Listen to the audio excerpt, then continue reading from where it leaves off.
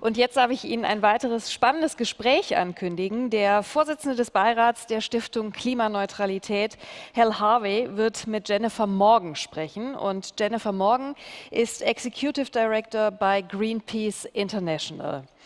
Hal, now you're doing an interview with Jennifer Morgan, so the floor is yours.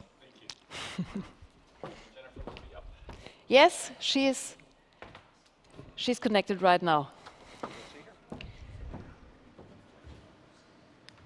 I think you can see her over there. Is that right? Okay. You have to go there where the microphone is on the desk, and then you can see her on the screen. Over there. Okay, perfect. Hello, Jennifer. Hello, Hal. Nice to see you. you. Can you see me? Yes, yeah, indeed. Good to see you too. I had to find the right podium. It took me a minute. Super. So what we thought we would do today is I'm going to ask Jennifer the hard questions, and she's going to answer them all. So I have the easy duty. Let's jump right in. We all know that in order to have a successful transfer to a zero-carbon economy, we need vastly more speed and scale of the transformation. We cannot go at today's pace and come anywhere near a climate-neutral future. Oftentimes, renewable energy projects are held up because of local concerns. How does one reconcile the need for local voice, local authority, sometimes biodiversity or scenic protection, with the obvious need for speed and scale? Well, first of all, it's great to be with you all. I wish I was with you in person, but I think the speed and scale question is a fundamental one. And I think there's a couple of different pieces there, Hal. I think you've named one, which is how we have a combination, I would say, of government leadership, right, that helps set the priorities, but that also creates the societal dialogue that needs to happen here, right? And it needs to be organized, it needs to be driven, it needs to happen. And I think organizations like Greenpeace and others are very ready to step into those, to get that balance right, to understand that we have little time on the climate emergency, but also need to protect the local biodiversity. And we have to go through that, but we have to go through that quickly. So that's, I think, one piece of it. And I think another is, though, that the companies that are active, right, if we're talking about speed and scale and overcoming bureaucracy or burdens, then we need companies to basically be putting out there what they need in a way to move fast and to move fairly. And I think we have to move away where companies hide behind different corporate groups, whether it be the BDE or others, but step out there. I want to see them on in the Bundestag. I want to see them on the floor of the US Senate saying, this is what we need to move. This is the type of research we need. These are the types of policies and binding laws we need. And I think that then will also start moving things more quickly. So it really means that each of us have to move beyond our discomfort. We're in such an uncomfortable position right now, and we all need to move into that space of dialogue and problem solving. Will environmental groups stand up? Will they help craft these compromises, or will that be too much cutting close to their other core concerns? I think that'll be a big challenge for each group, but I think that I think as people learn, as environmental groups and others learn, kind of that the things that we all care about, that go deepest to our core, that they are at fundamental risk, then we need to make those choices, right? So I think that there's a readiness to engage there, but it has to be all around. It has to be all around. And that needs to come from government and corporations as well. One of the ideas that we've been advocating is to pre-zone areas for green light for construction for renewable energy, red light, never going to happen, yellow light, it's a long conversation. Right now, everything's a yellow light. And I wonder if governments can't look along, for example, highway corridors seem to me to be excellent places to run a transmission line. Is there a way to do the work in advance of people trying to propose a project so there's not so much uncertainty with each renewable energy project, because uncertainty creates risk, which drives up the cost of capital. Uncertainty actually can destroy the economics of a project, even if in the end, after years and years, you get the permit. So I wonder about pre-zoning. Would that work? I think we should be looking at everything.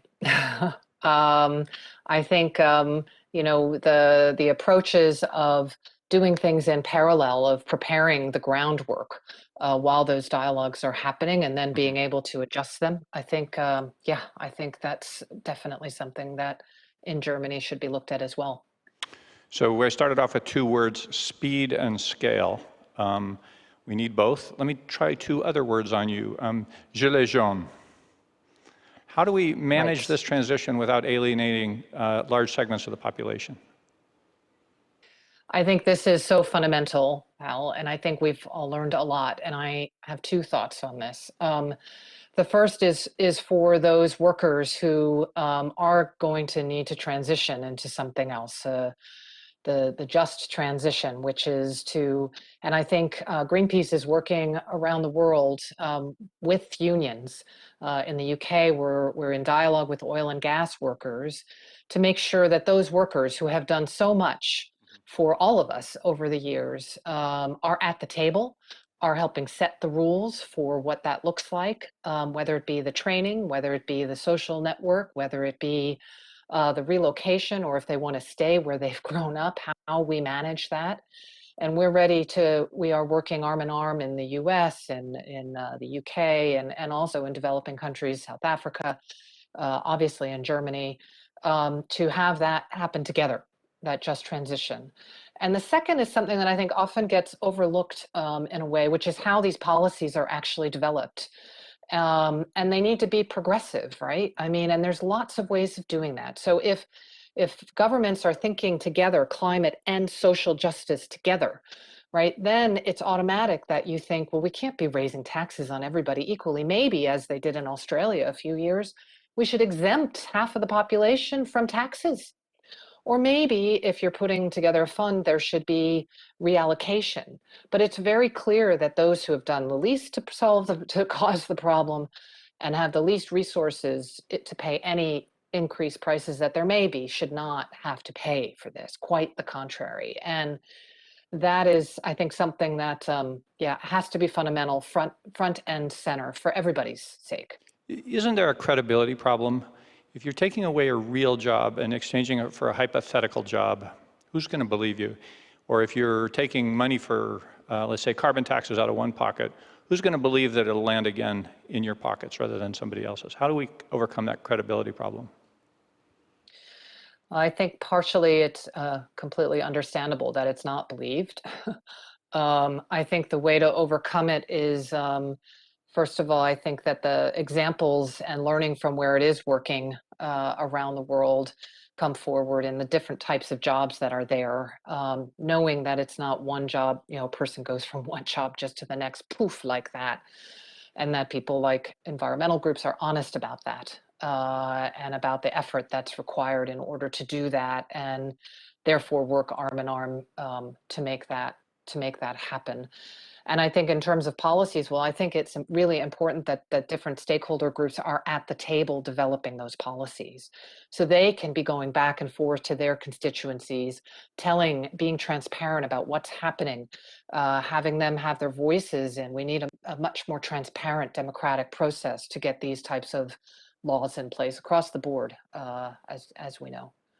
Let me offer a couple ideas that might be useful as well. One idea we're looking at in the United States is, excuse me, increasing the tax credits to any facilities within 50 kilometers of an existing coal mine or an existing coal-fired power plant. And putting that up front so that more and more of those conversions actually happen, so that the jobs are in the same location.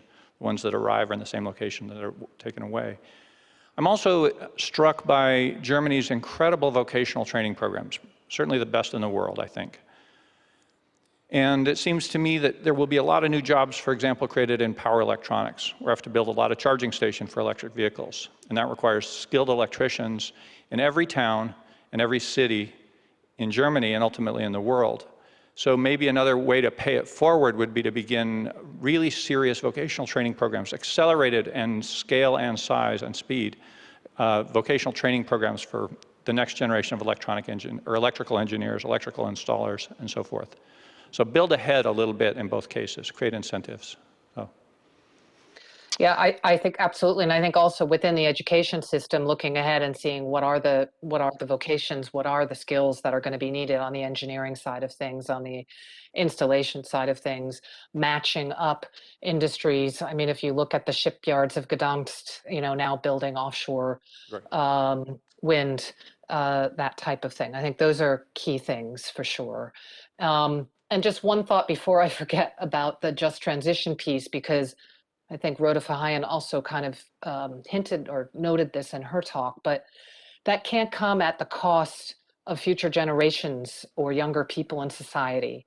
I think it's really important that the companies that have paid or have profited from this have to pay for that just transition. It can't be burdened by the state and the taxpayers. And I think there is a history in Germany through the coal debate there that in the end you had taxpayers paying for a lot of things that were economically completely viable to do. And I think that's a key principle that needs to be in there also for future generations, young people. So the first rule of holes is when you're in a hole, stop digging. And so one thing perhaps might come from this day forward is any investments in fossil infrastructure from here on out will not be the cost will not be socialized. These will become stranded assets. People should be on notice. There's cleanup in the past to do, but in the future, the writing's on the wall. So anyone who makes a bad decision should pay for it. Let me conclude with my final 2 words. Political leaders who stick their neck out should be supported. Political leaders who fight the transition should pay a political price for it. So my 2 words are thank and spank. And I wonder to what extent does the environmental community, the advocates for clean energy, have the political power to make doing the right thing politically rewarded, not just morally, not just ethically rewarded, but in terms of getting people in office and giving them tenure and giving them good jobs?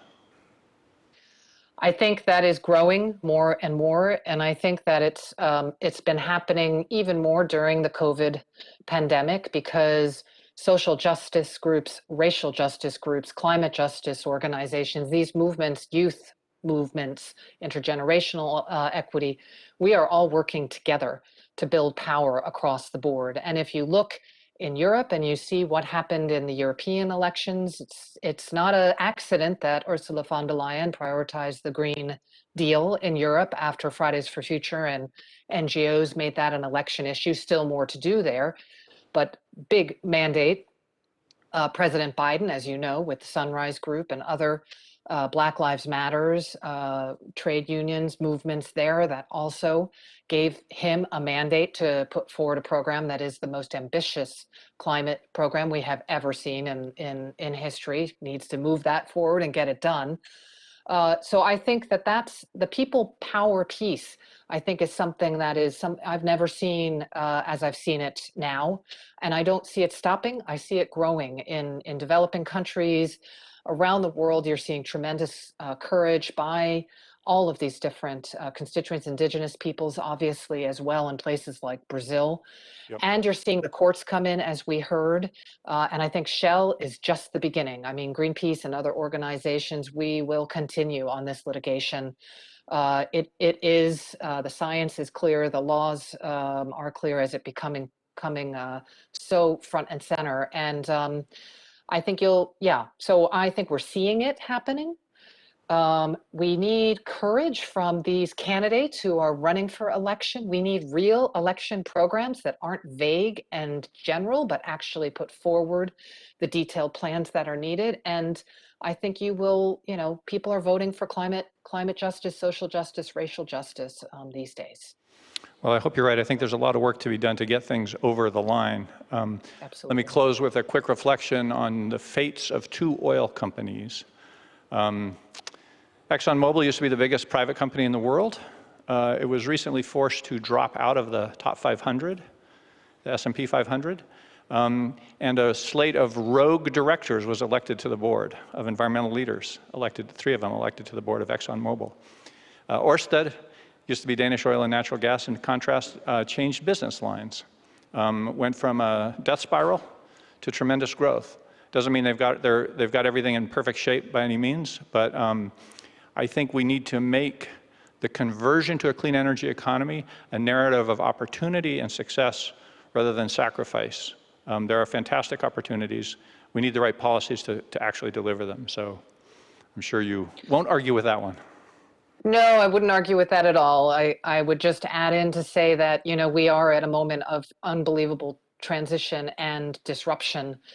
And I think in a place like Germany, the world expects, you know, Germany to lead with those opportunities. And if Germany doesn't, I think we're seeing where others are going. And so let's catch up, move fast, get the rules in place, do away with that unneeded bureaucracy, and know that the people are on your side. Companies need to be on that right side of history right now because it is just so fundamental. Could not agree more. Thank you, Jennifer. Appreciate your Thank you. joining in. Take care.